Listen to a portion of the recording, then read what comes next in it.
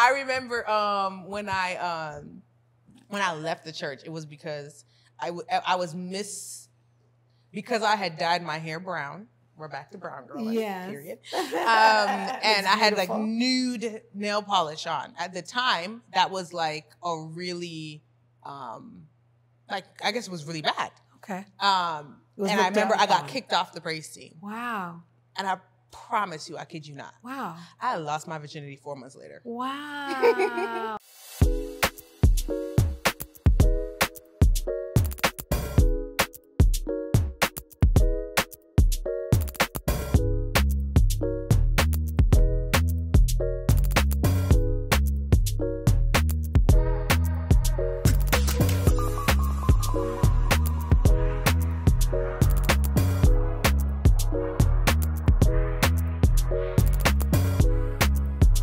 Welcome to The Inner Circle.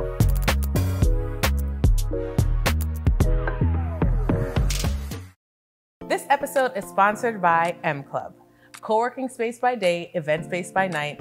This space is perfect for your upcoming celebrations, whether it's a small intimate gathering, a dinner, celebrating a milestone, or looking to do a corporate event. This is the space where you want to be. It's modern, chic, minimalistic, so you can really have fun with your creativity. Also, if you are an entrepreneur, small business owner, or looking to just get out the house and get away from that home office, M Club is a co-working space really set for you. From amazing amenities to a personal gym and having on-site chefs to really feed your needs for lunch, snacks, whatever it is, they've got you covered. So come on in, check it out today, and book your tour at hello@mworldclub.com.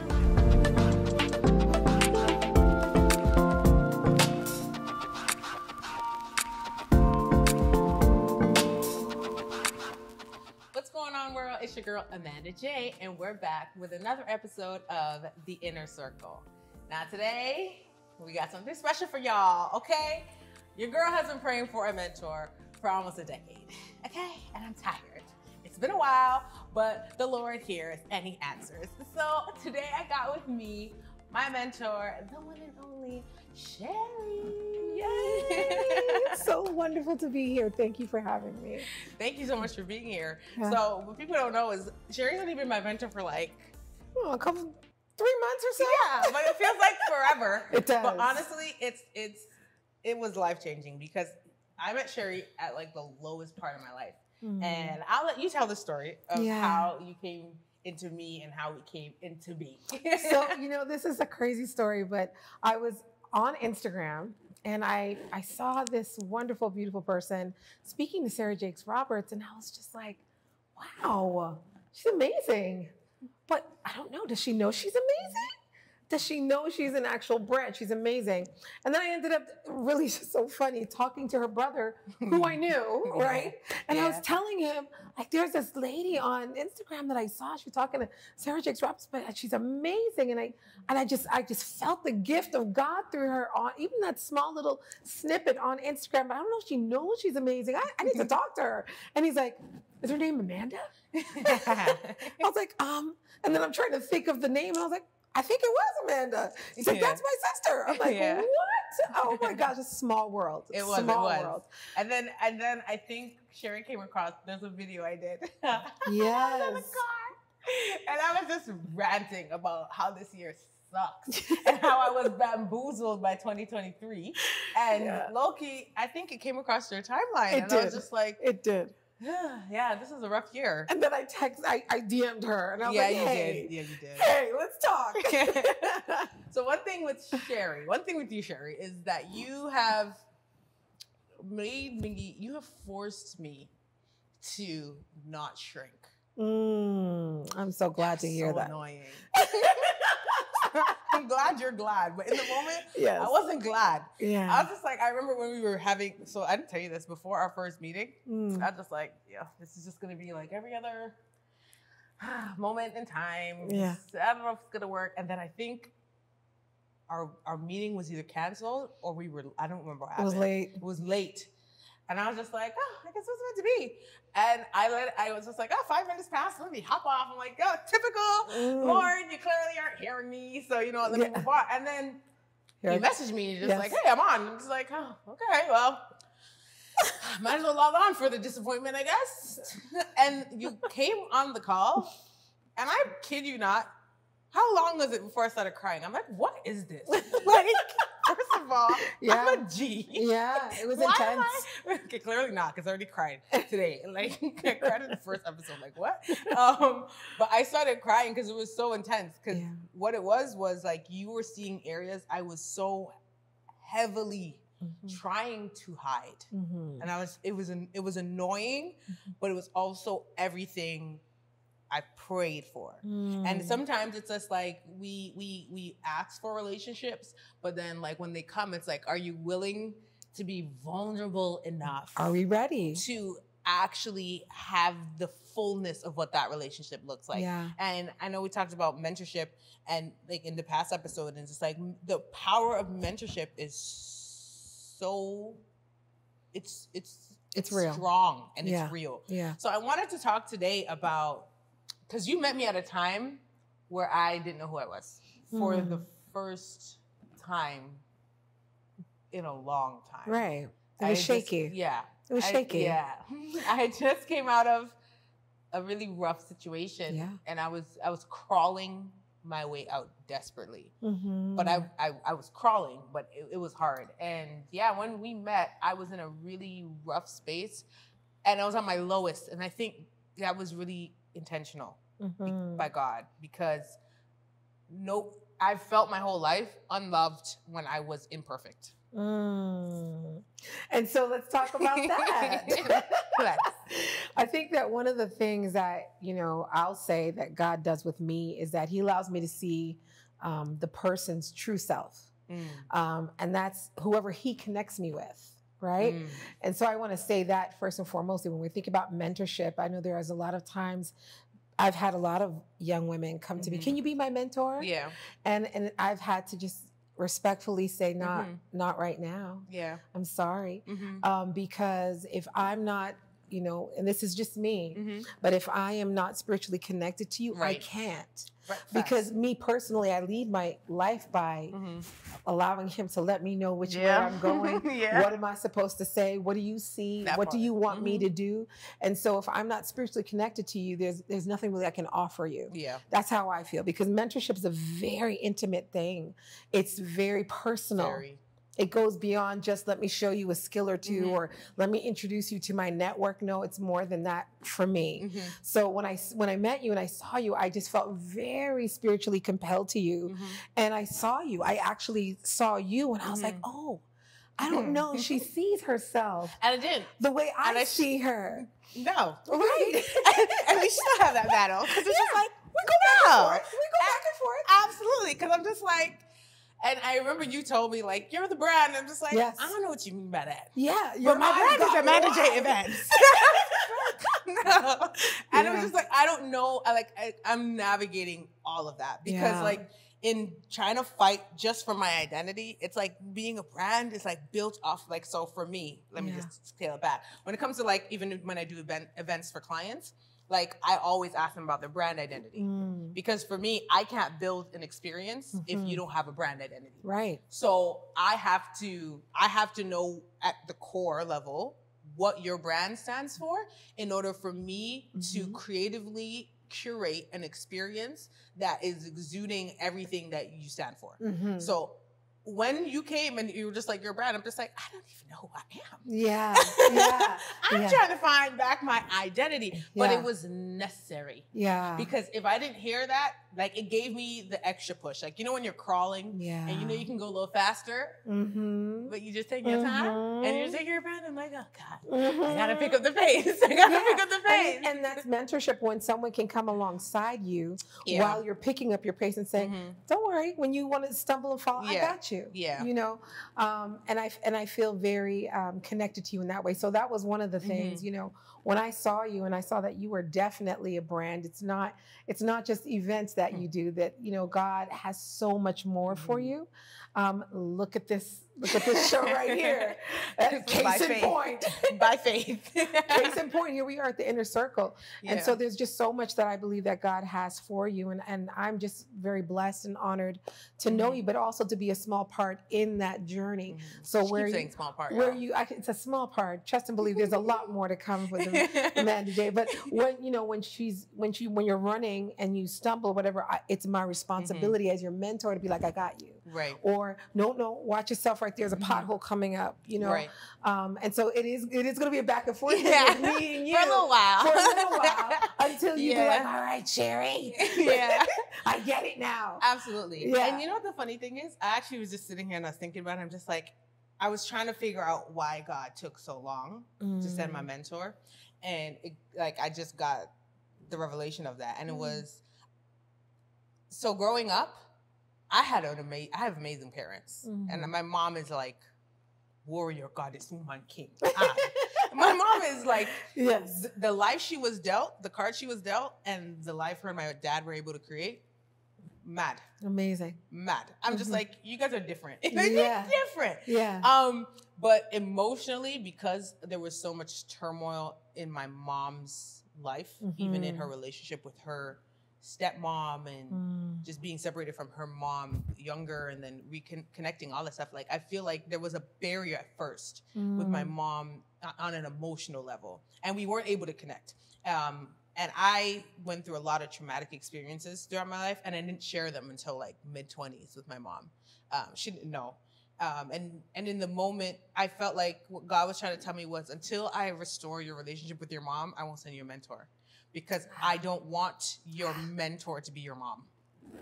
And that is so huge. Because huge. I feel like that's a really sticky line if you have a mom. And so what I've done over the last couple years is me and my mom have really rebuilt our relationship. So good. And like, I was actually on the phone with her like for like the first hour of today. And we're just like, let's talk about what she could be cooking for the week. I'm like, you know what? After a while, you gotta live with your parents. Like, this is important to her.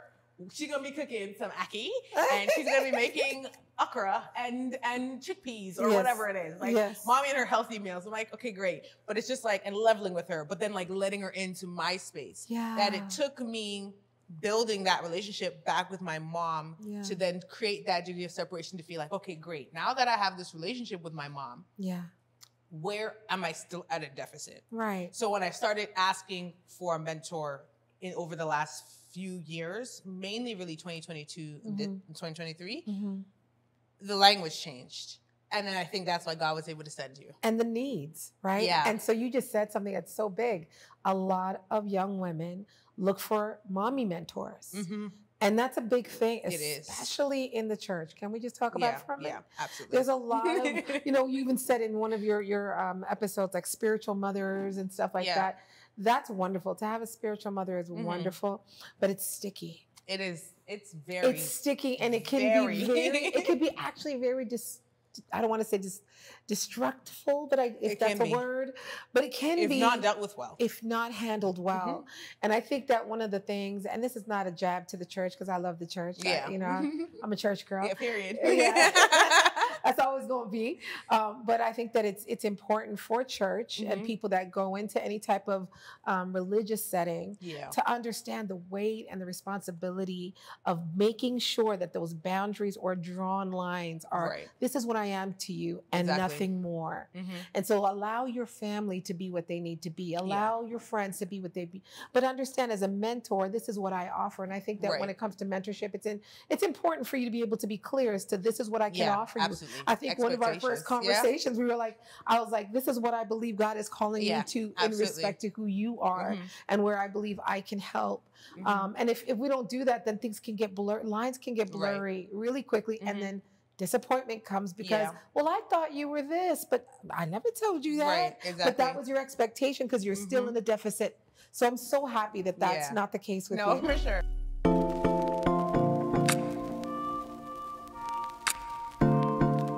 So for the people watching, Let's help them out here. Okay. Okay. So define what you believe like mentorship should look like, especially for, I'm gonna give it for young women. Yeah. And even women in their 20s. Cause sometimes people get grown and feel like they don't need guidance. That's a fact. That's a sorry. fact. Yes, you do. We all need a little something. There's wisdom out there. You can tap into it. You don't have to learn everything the hard way. No, you don't. Yeah, I'll tell you. Mentorship is and this is for me. A mentorship is a relationship with someone that can give you guidance, can give you insight, can give you wisdom, can give you not just an ear so they can listen to, but can give you feedback in areas that might be sensitive, might be a little tender, like ouch, I needed that, but wow. A mentor can give you the ouch, insight so that you can grow. At the end of the day, a mentor is there in a season of your life to develop in a way that God has called you to. So good. I have a question now. Now you better something that you. Yeah, I know. I hear Because you said in a season. Well. Let's talk about that. Okay. Let's talk about that. So do you feel like mentorship should be defined like confined to a season? I do believe so. And I think it's important for the mentor and the mentee. Again, I'm speaking from a very spiritual place because that's how I lead. But I will say that overall, like I would say, even I've spoken. Let me say it this way. I have 3 children. They're grown now. My eldest son, when he was very young, at around 11, we got a mentor for him. I prayed that person into our lives because I needed it. I was a single mom. I've got 3 kids. I'm not in a relationship. I need a man around my sons. Right. And so God brought this person in, and his commitment was for 1 year. Okay. That he was going to come in and mentor my son for 1 year. So they went to basketball games and they spoke about guy stuff. Now, after that 1 year, they continued to be friends. Right. To the point where even when this mentor got married and had really big things in his life, my son was like almost going into his like late teens, into his almost 20s. He was like actually part of the wedding. Right. Oh, wow. Yeah, because they had formed a relationship. Yeah. So I'll say that the mentoring that he needed was for a year. Okay. And they developed a friendship that has carried on. My eldest son's just turned 30. Right. And they can call each other. They, from time to time, say, hey, I need your advice on something. There's a relationship there that he trusted.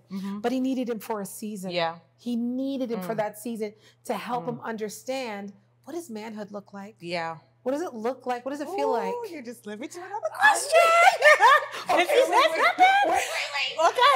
I need you to finish. Go ahead. I'll hold it. So when I'm saying mentorship is for a season, I really think that's important. It may be a year, maybe 2 years, it may be 3 or 5. It doesn't, but it has to be for a season, because if not, what happens is that mentor becomes a crutch, and it becomes a codependent relationship. That's not what it was meant for. It wasn't meant for you to lean and depend on me like that. It was meant for me to be there for you to develop and grow in a way so that you don't need me. Good mentorship is I pour into you and I give you exactly what you need in that season so that you don't need me anymore. Right? So if you continue to need me 10 years later, the same way we did when we first met, I'm not giving you all I need to give you. In that sense, you almost failed as a mentor. 100%. I would say so. Yeah. I would say that's a failure. So for any of those mentors out there, if you're mentoring 20 years in, check yourself before you wreck yourself. All right? I'm just saying it real. I'm just saying it real. No, for sure. People around you should be grown. Absolutely. And you said something. You said, ooh, child. Go ahead, you said. Let me get my boss. Yeah, because it's hitting. The tea is hitting. I got the heart-shaped tea, guys.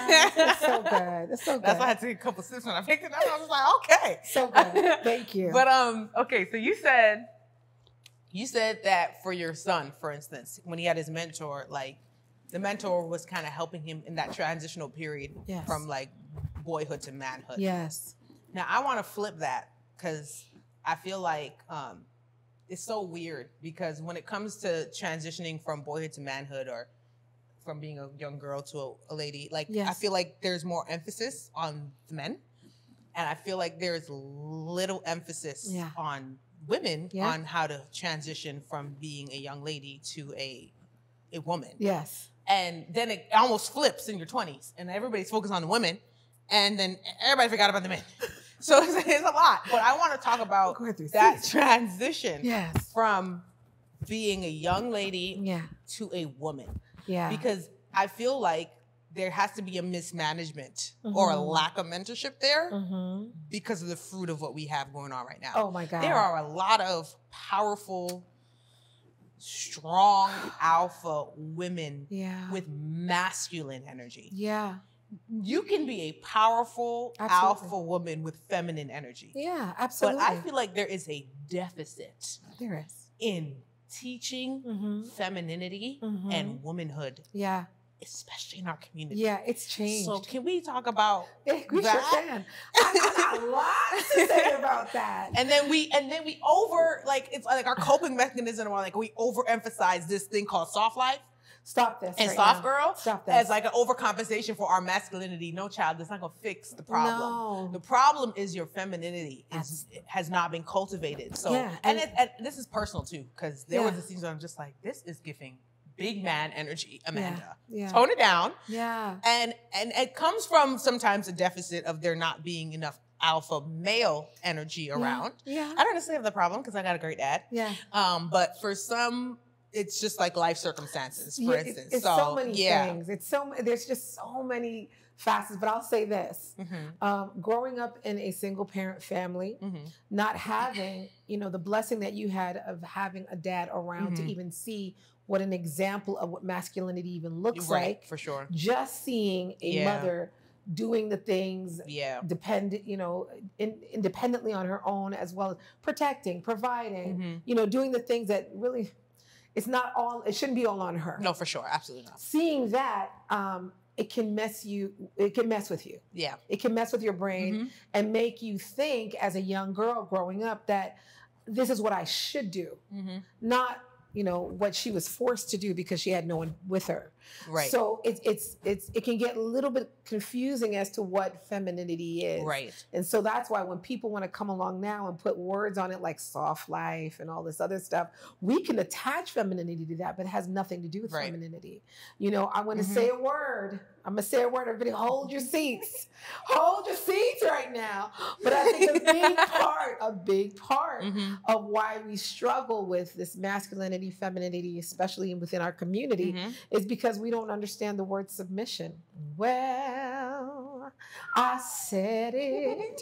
Nobody wants to submit. Wow. And I will go even further. And I'm not even talking about just to a man. No. That's not, I'm talking about. Ooh, this is so good. Sorry, it just hit me. Yeah. It just hit me. Because even in a mentorship mentee or anyone that's raising you or rearing you, if you are not in a place where you can submit and say, I'm going to kind of put my thoughts, opinions aside for a second just to hear. Listen. Yeah. Just to hear. Doesn't mean I'm going to throw mine away. Right. But I'm going to put them on the side for a second and not just do this gung-ho thing. It's all about what I think and feel. But I'm going to think about and feel what you're saying and consider it. Right? That part. Well, then now there's this thing that the Bible talks about. It's called meekness. You see, but here I keep on saying, well. But I'm gonna play the other side of this. Come on, bring for a second, because I wholeheartedly agree with what you're saying. Yeah. But I feel like in our community, the reason why women especially struggle with submission, is all rooted in religion. Big time. And how we were dealt with in the church 100%. and within our religious like our religious entities or whatever that looks like to the point where like submission wasn't even a question. It was a must. It was a demand. Yeah, and there was a negative connotation connected to it. But it was controlling. It was. And that's why, we women, when they hear the word, that's why I said hold on to your seats when I said the word. Yeah. Because it can really trigger some people in a very negative way. And immediately, just like if I said the word excellence. The minute I say the word excellence, people immediately think perfection. You say the word submission, some people immediately think doormat and being abused and being controlled. And that's not at all the essence of the word submission, right? Absolutely. Or what submission can bring. Now, here's the thing. I'm going to go back to your dad. Thank God you had two parents in the home. If your dad was someone who did not know how to be a loving disciplinarian, it would be very hard for you to submit. And he dropped the ball sometimes. Of course he did. He's a human being. I'm not trying to say he's perfect. So you know, like Of course he did. And if he's got any type of Caribbean background, he was also raised in a different time. Right, for sure. There's a lot of other things, but I'm just saying overall, the submission comes in when we know that we're being loved. Absolutely. When we're being cared for. I can submit to someone who I know has my best interest at heart, right? Who I know cares about me. So we're all talking about femininity. This is all about being feminine and not being that masculine, you know, I'm a boss, you know, and that whole thing going in. I can walk into a boardroom and I'm an owner of my own company. I'm a strategy and business development, you know, a director. I speak motivationally. I travel the world. So I can go into boardrooms and do deals, $1 million deals, and still keep my femininity. Right. Absolutely. Because I'm okay with being submissive to the people in the room. I'm okay with listening. And I'm also okay with understanding before being understood. I'm not coming in as a bulldozer, like everybody's got to just move out the way and I've got the answer, even if I do have the answer. Right. And so I think that in our society, especially the generation that's coming up right now, there's just so many things that have attacked, and then there's that lack of foundation, so that you've got society coming this way saying, you've got to do this, you've got to do this, you've got to do that. And then the foundation's weak.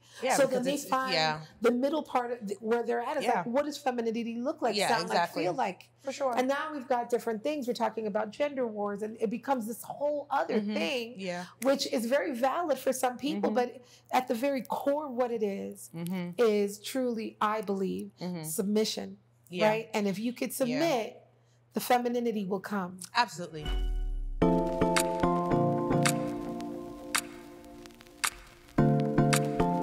This episode is sponsored by Boss Sips, the official drink for everyday bosses.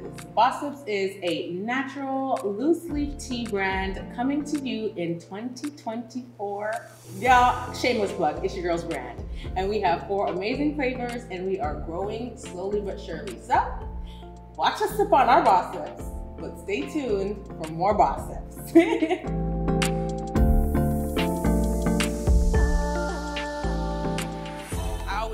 Like when I started thinking about when I was confronted with submission again, because I grew up in the church, PK. My uncle was the head pastor, my dad assistant pastor at the time. Still a PK, because now my dad went and got himself a church. I said, man of God, I will not be dealing with PK issues. What is happening here? But anyways. But growing up, I was PK, right? And like we used to be preached from the pulpit, and it was so crazy. And it's so funny because I loved God. I didn't fully understand why, but I just loved being in the church. Right. And I remember, sorry, it's all right. It is what it is. Do what you got to do. I remember when I left the church, it was because because I had dyed my hair brown. We're back to brown girl. Period. And I had like nude nail polish on. At the time, that was like a really I guess it was really bad. Okay. And I remember I got kicked off the praise team. Wow. And I promise you, I kid you not. Wow. I lost my virginity 4 months later. Wow. See? And looking for belonging and acceptance. Because I'm like, I'm already doing everything right. A nail color and a hair color could never get me kicked. And for me, singing was everything at the time. Yeah. Your girl was a soprano, and I'm an alto because I was out the game for too long. But what I'm saying is, it's like that church hurt did a lot for me. And when I came back into the church and I served, because I served at 2 separate ministries over the last 7 years. And in both ministries, I really just wanted, I didn't want to overly serve. I didn't want a leadership position. I wanted to be fed. Gotcha. Didn't happen that way. Got leadership positions in both ministries. Oh my gosh. Both ministries, and like these are like really strong leadership positions. And what it did is it taught me, and I think God did that intentionally, it taught me how to serve, and it taught me how to be a student. So for me, when I hear submission now, I think be a student. Yeah. Don't always try to be the smartest in the room or the brightest in the room. Always position yourself in a posture where you can learn something new. Yeah. Because it's just like the Bible. Like, you can read the same scripture over and over again, but get like 50 different revelations. 100%. So it's just like, I had to learn how to like steward other visions, that even follow instructions that I may not have agreed with. Right. Girl, I learned honor serving the church. But in the same breath, that church hurt. It did a number on me. Yeah. It did, because I was serving wholeheartedly with all that I had. Yeah. And now looking back at it, like, I don't regret the years, Yeah. because the lessons that you learn in submission and in stewardship, like, and just in honoring God. I say this all the time. You can learn lessons. You can learn from people's mistakes. Absolutely. Like, absolutely. Some of the things that I've learned in leadership has been from great things that people I've served have done, but it's also been from things that where they've dropped the ball. Like, you dropped the ball here. I'm learning this lesson from your mistakes. But if you're not in a student position, then you'll miss the mark. Then you'll miss the whole lesson. Yeah. You know what I mean? I do. So it's just like, even though it was hard, I learned submission in an unconventional way, but it panned out. Yeah. So in the end. You're able. So it's also because you're able to eat the meat and spit out the bones. Ooh. So some people can. Yeah. Some people struggle. They choke on the bones. They're like, you know, I can't really fully swallow this right here. Yeah. But if you can. Eat the meat and swallow, not swallow the bones, but spit out the bones. You'll be able to take from their mistake what you were supposed to learn from that. Because I heard you say one time in your other episode, it's either win or learn. Yeah. Right? Wins and lessons. Wins and lessons. Yeah. Right? I say it all the time. It's either you win or learn, and wins and lessons. Yeah. It's the same thing. It's not a win or lose, right? Yeah. So if you look at a situation, even a relationship that has been, that comes with hurt, and let's just pause right there. What relationship doesn't come with hurt? That part. We want relationships, but we don't want the hurt, honey. Good luck to you. And it's navigating through the hurt. Good luck to you. So that church hurt, I've been there as well myself, right? A few times. And I'll say that a lot of times we have church hurt because we have expectations of people. Yeah. And then when they drop the ball and they don't fulfill those expectations, we're going, so what am I going to do now? That part. What is happening? And I think that in my personal opinion, I feel like when it comes to church hurt and submission and serving and learning and all of that stuff, it's really this is a relationship between you and I. Yeah. So even though, yes, I'm in this community, I'm in this church, I'm learning. It's still a one-on-one thing. What is it that you are trying to teach me? Because my expectations have to come from you first. Yeah. And then everyone else second. So, and then this is the bad thing, but sometimes we in church go through service and we'll be like, yeah, I'll do. But we don't actually say what it is that we want. We don't say, this is what my expectations are of you. And so they may, drop the ball, not even realizing they dropped the ball. Unspoken expectations. On the hidden stuff that you just think everybody knows. Like, they know that I expect this from them, right? Right. And then when they don't fulfill it, it's like, I'm hurt. Yeah. Again, it's an opportunity to recalibrate and say, okay, so what are our expectations here? Right. How do I eat the meat and spit out the bones? That's so good. Yeah. Eat the meat. Spit out the bones. Y'all better write that down. Okay, take notes. So I want to go back to one thing we said before we move on from this topic, because I know it's a little sensitive for us girlies. Yes. But I feel like there is a difference between soft life and soft girl. Tell me the difference for you. Okay. So I feel like soft life for me is unrealistic. Okay. Simply because it's living a life of ease. And that's the definition they give, like living a life of ease and where just everything is kind of just flowing. And, comfort. You know what I mean? And it's just like, that's just not realistic, because in life you go through ups and downs. You go through heartbreaks and heartaches. You go through losses. Yeah. There's so many things that you experience. Yeah. It's almost hard to stay soft. Yeah. Because at some point, one of your guards is gonna all right, we're done with that. Guard, put up a gate, put up a wall. But I feel like with soft girl, and this is something me and God would talk about. I'm like, God gave me a soft girl for you.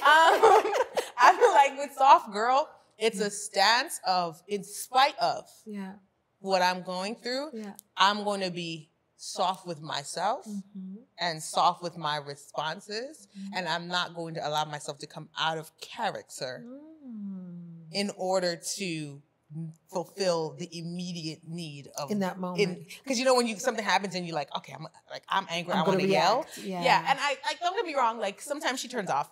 Because it's like, no, I'm gonna have a moment. We're still growing. Yeah, but like I'm trying to practice just not being. It's also for me not always being in control.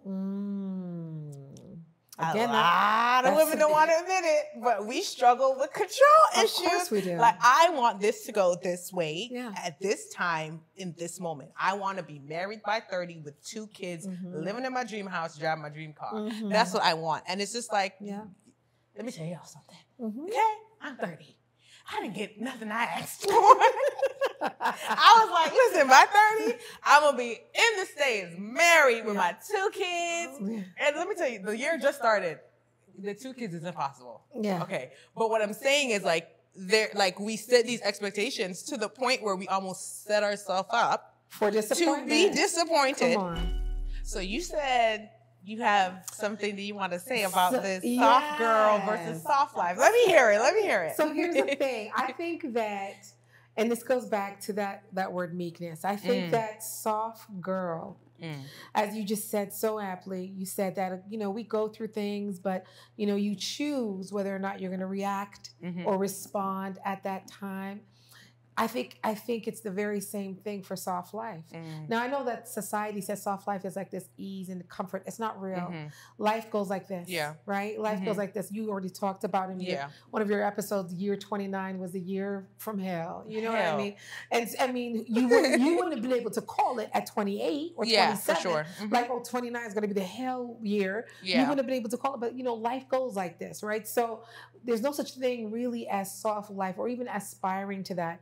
But because life does go like this, we get to choose to respond to life in a way that says, I'm not going to allow you to break me. I'm not going to allow you to wall me up. Right. I'm not. I know this is supposed to break me and make me callous and hard. And these men out here cheating is supposed to make me look at all men as dogs. And I'm supposed to, that's what society said. But because, but and we could.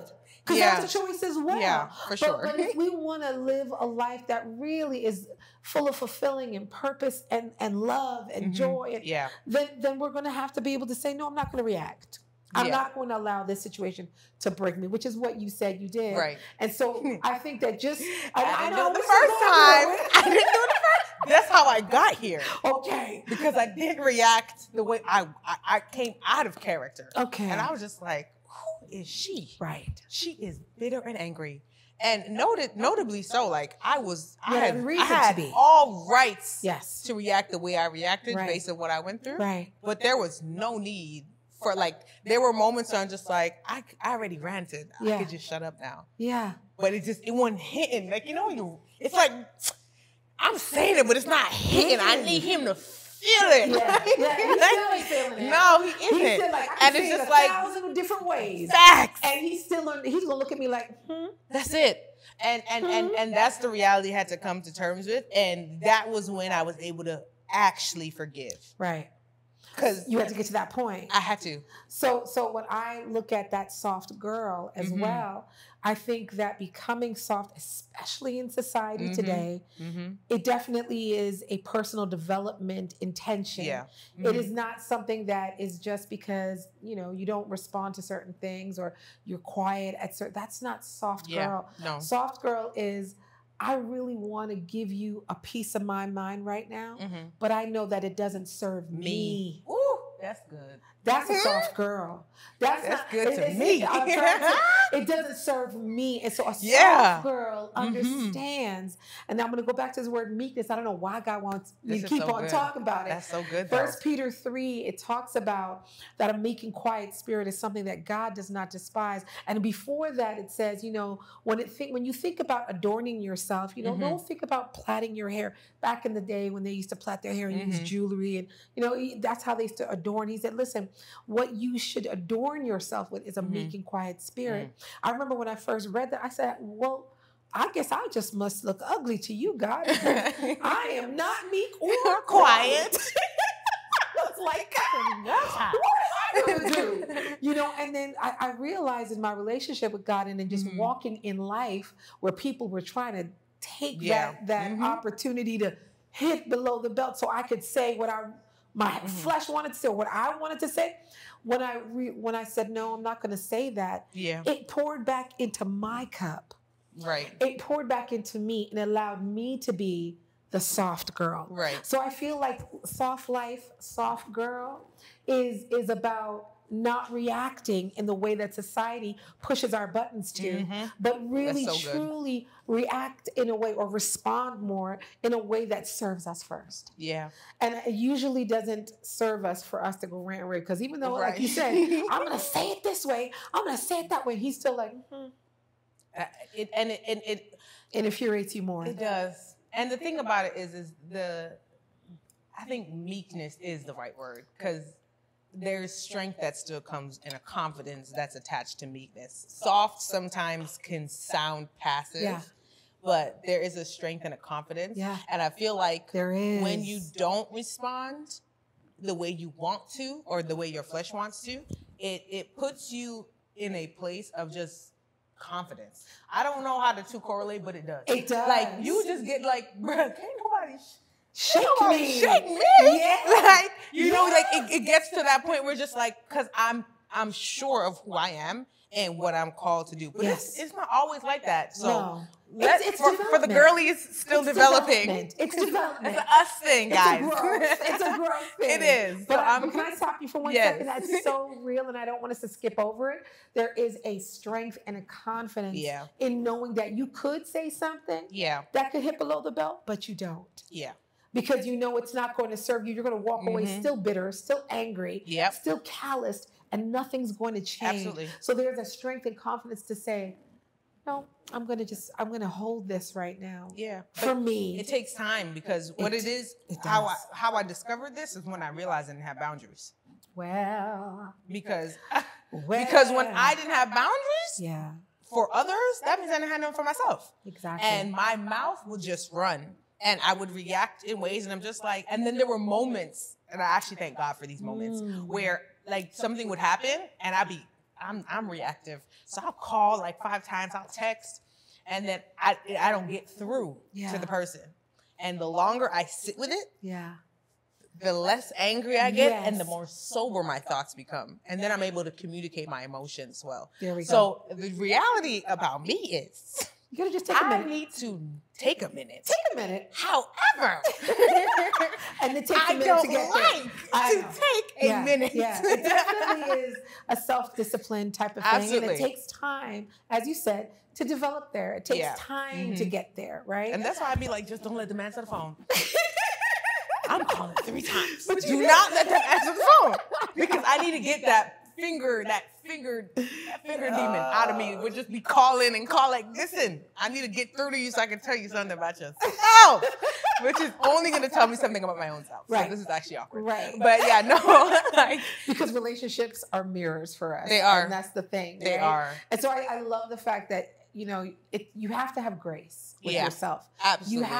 You have to be gentle with yourself as you're growing, right? Yeah. And that's why back to the mentorship, it's for a season.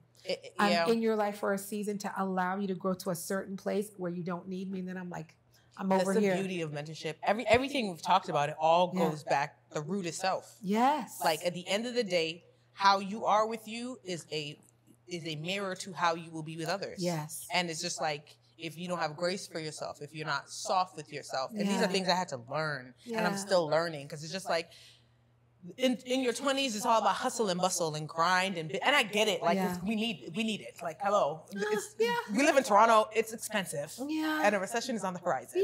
So like, business needs the business, but it's trying to find the balance between life and business and navigating that, and that comes with just getting to know self. Yeah, and it's important to be able to, in a mentorship, one of the things that you just said that made me go, that's another reason why you need a mentor, is because you need to be able to have that unapologetic, judgment-free space with someone so that they can say to you, hey, I'm going to mirror something for you that I heard you say. That's so good. Here's a question. Do you really feel this way right now in this moment? Yeah. And then you're like, yeah, when you ask it back, it's like, hold on, really? Wait, yeah, wait, did I say it like that? Is that how I said it? That No, absolutely. So he's like, first of all, get my business. You're not for me. Yeah, right? for so sure. I feel like that's important as well. Absolutely. Yeah.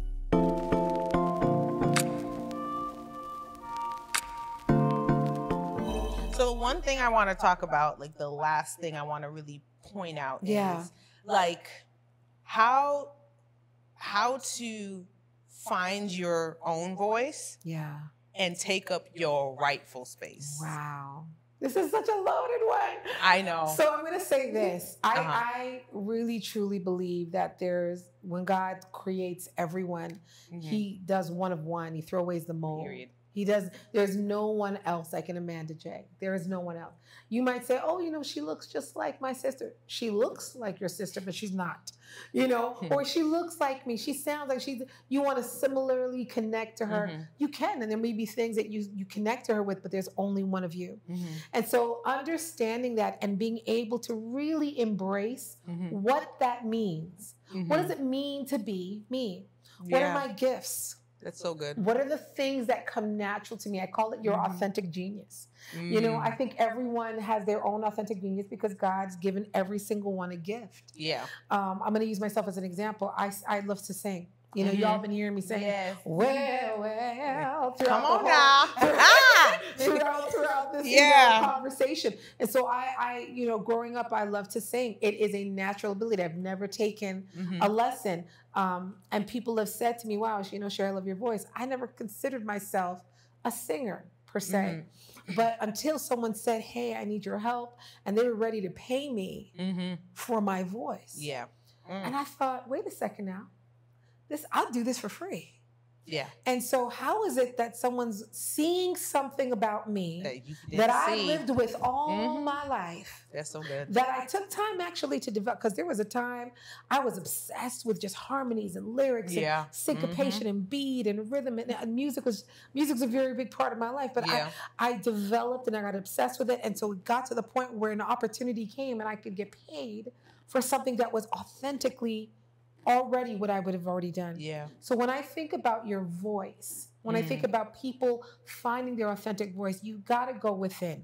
Yeah. If you don't go within, you'll go without. Oof. Let me just put that right there on the table. One more time. If you don't go within, you go without, and you'll miss your authentic voice, what God has given you. And it's connected to your gifts. How do I find my voice? Start looking within. What is it that you do naturally that comes so easy for you, but it's hard for someone else, right? Yeah. I have a friend who can crunch numbers like nobody's business in his mind. Me, I got the pencil and the paper, and I'm still carrying the wine, okay? I'm still like, what is this? What do you mean? Well, the percentage of this and the fraction of that and the... he's got angles and then he'll come and say it's 33.29. I'm like, stop. Yeah. But he can do it's his gift. It's his gift. So I would say when you are trying to find your voice, your authentic voice, don't compare yourself to anyone.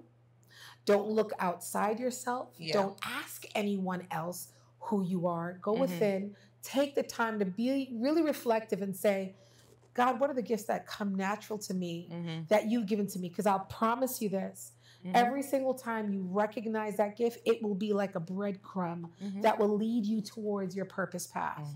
It will allow you to say, oh, okay, so I need to go this way with it. Or I need to go this way with it. And there's many different things you can do with your gifts, but it will be a clue. Yeah. And when you connect your voice to that gift, you'll find your way. Absolutely. Yeah. Well, you said something, and I wanted to just piggyback off what you said. You were talking about, oh my God, no, I did not just lose it. You said the breadcrumbs and you threw me off. Yeah, you did. But no, you said something about when it comes to your gift. Oh man, bring it back, Jesus. If you don't go within, you go without. And I think that when it comes to your gifts, when we're talking about voice and finding your place in, I figured it there out. it is. Yep. See, Go ahead. Thank you so much. Thank you so much.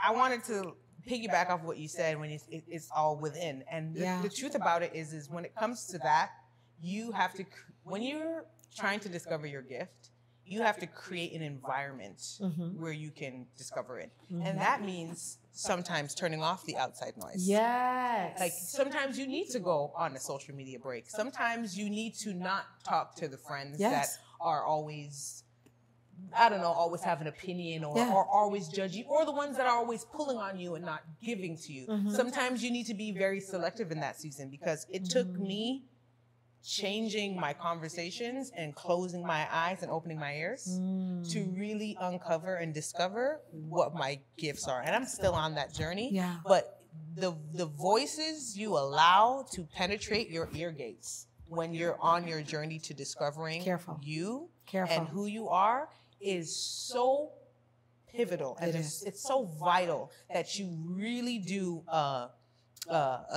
like you sift through. You have to. And you really make sure that you are surrounded by people who are going to encourage, who are going to be able to identify, and who have seen those gifts. Yeah. Because sometimes people be like, oh, you're a prophet. No.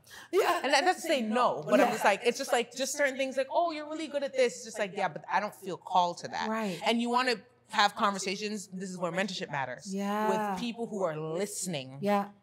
To be like, where's your passion point? Because I always say, where the areas where you seem to always either, one, have a problem, or two, the things that irritate the Jesus out of you. Yeah. Your gift is usually locked up in there. Yeah. When you've encountered a lot of problems in a specific area, it's likely because you're the solution. You better preach. So sometimes it's a matter of just shifting from things that are like just distractions and isolating yourself or separating yourself for a season and finding that stillness and that quietness and just cultivating that space to be like, okay, where am I called to in this season? And can I just say? Go ahead, because I have one more thing, but go ahead. I'm so sorry. I love it. But I think that's the reason why the inner circle is so important, because you need to build a tribe. You need to build a community of people that are in alignment with you in your season. Right. If you don't, you can start now looking elsewhere and start getting information that has nothing to do with what God's called you to do. So it's important to build your tribe. It's important to have a community of people and people that you admire and people that can give you wisdom and people that are maybe in the same place as you, that are journeying with you. It needs to be a conglomerate of people. It does need to be a conglomerate. It definitely does, but it needs to be as well people that definitely see you, not see themselves in you. Yeah. That part. But see you. That part. Right? Now, here's the thing. Last thing I want to say about this, and I'll give it right back to you. Yeah. When I say your authentic genius, there's 3 things that will allow you to understand that voice. And you touched on it just now. Authentic agitation. What agitates you? What bothers you? When you walk into a room and you see things out of place and you just have to, you're compelled to fix it. What is it? There's a clue there. God is connecting you to something. You're a solution to something. You're an answer, right? And so being able to find out what the problem is, what agitates you, authentic awareness, being aware of, again, your natural gifts and then your authentic abilities. What are you able to do skill-wise that I can do this in my sleep. I can do this in my sleep, right? I'm not just aware of my gift, but I'm aware of what I can do. Those things put together are what allows you to see what your authentic genius is and will lead you to your voice. That's so good. And then when you go into a room, you're not in competition with anybody. No, because you know your voice. Exactly. You know what you need to say. Exactly. You know when you need to be quiet. You need to when you need to add, and then you add so confidently. That's where the confidence comes in with meekness, because I'm not competing with anybody in this room. I'm not trying to come in and bulldoze or take over anything. I'm just gonna, that's my gift right there. I can add value here.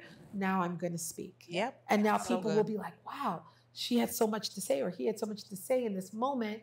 I really heard that, because now you're speaking from your gift. And every time you speak from your gift, I can tell you this right now, the people that need to hear you will hear you. That's so good. And you become a liability. I feel like you become a liability when you don't know who you are. 100%. And what you have to offer. And you can miss opportunities in a room as well. So when you say how you know how to move in certain rooms, Well, when you go within, Yeah. you won't go without. You've got to go within. So when you go into those rooms and those opportunities come up, you don't even sit back and For go, sure. "Oh, should I? Yeah. Or is it for me?" You're like, "Oh no, that's my opportunity." Yeah, and I realized that about me. Like even like Yeah. on a networking level, I don't network like other people, like the typical way to network. Because for me, I'm just like you're gonna know before I even open my mouth. Yeah.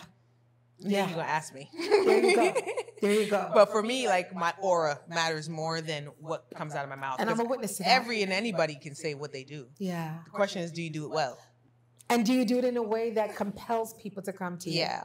Right? That's And okay. I'm a witness to that because I've said that to you. You've got a presence with you as you come into a room, and people that need you are drawn to it. But I feel like that's the greatest compliment. Like the older I get, it's no longer, oh, you're pretty. It's like, no, I want to be around you. Yeah. That is like the best compliment I've 100%. had these last 100%. few years. I'm like, thank you. Yeah. Thank you so much. Yeah. Well, this was amazing. Ah, Oh, it can was just so talk and amazing. talk I and know, talk. we can keep going.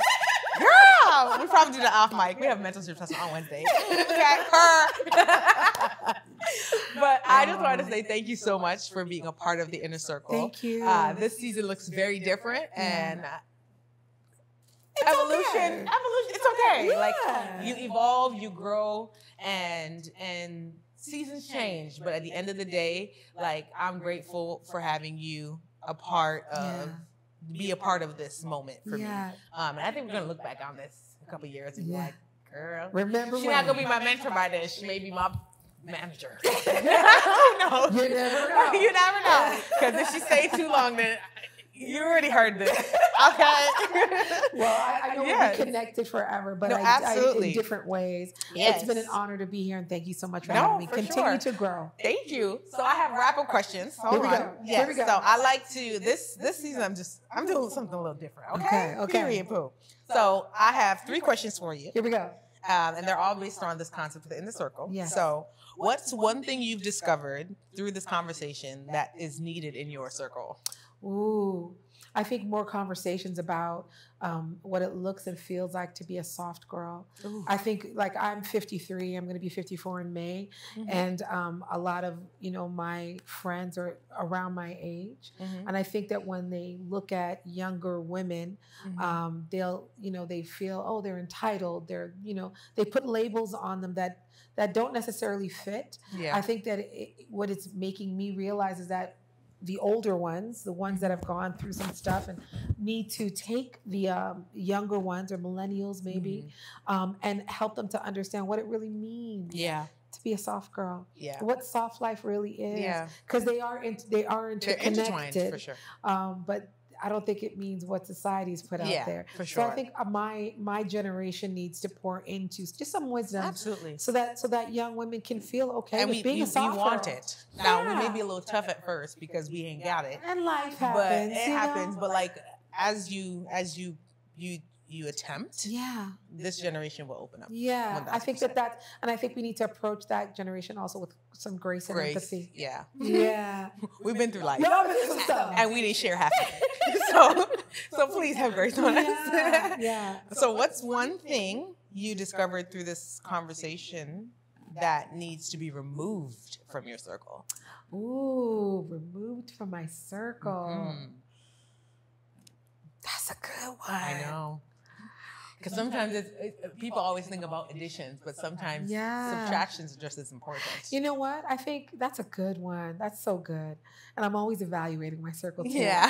But I don't think necessarily about what needs to move. But recently, I'll say that relationships that don't necessarily, they serve me for a season and they're lingering. So I think that those, like, we talked about, having a tribe and making sure that in certain seasons when you're developing and growing, that you have the right people around you. I think that in regards to my inner circle, it's very tight, my inner circle, but I think that there are some relationships that I need to be able to say, it's okay, that was then, this is now. Yeah. And we don't really necessarily need to always talk. Yeah. That type of thing. But I think I'm just so accommodating sometimes, that I allow people to linger. And then I think that one of the things around me, and I've recognized, is that people want to be around me, and I'm always in awe of that, because I'm like, but you want to be around me for what? But they want to draw from the gift, right? It's the drawing. So, it's the drawing. What are you pouring back? Hi, because I serve from the overflow, right? So what's in my cup is for me, and you get the overflow. So you ain't contributing. Oh, that's so good. Wait, hold up. Yeah. Wait, one more time. Oh, yeah. One more time. Oh, yes. I pour into my cup. That's my responsibility, right? To love myself first, fierce and for real on a daily basis. And I fill up my cup. And then when it gets to the point of overflow, people in my circle, mentees, work, family, friend, whomever you are, you get the overflow. So if I'm not giving you from an overflow and I got tip in my cup, jeez, woo, that is a word. That's a sensitive place, because then you're gonna be taking from my reserve for me. No. That's not healthy. That's not healthy. That is so good. Yeah. Okay, and last question. How did this space make you feel? Oh, at home. I'm going to say it that way. I'm going to say that inner circle feels like home. Awesome. Yeah. Well, thank you guys so much for tuning in to another episode of The Inner Circle. I was here with my amazing mentor, Sherri, and we will see you on the next one. Yeah. Bye.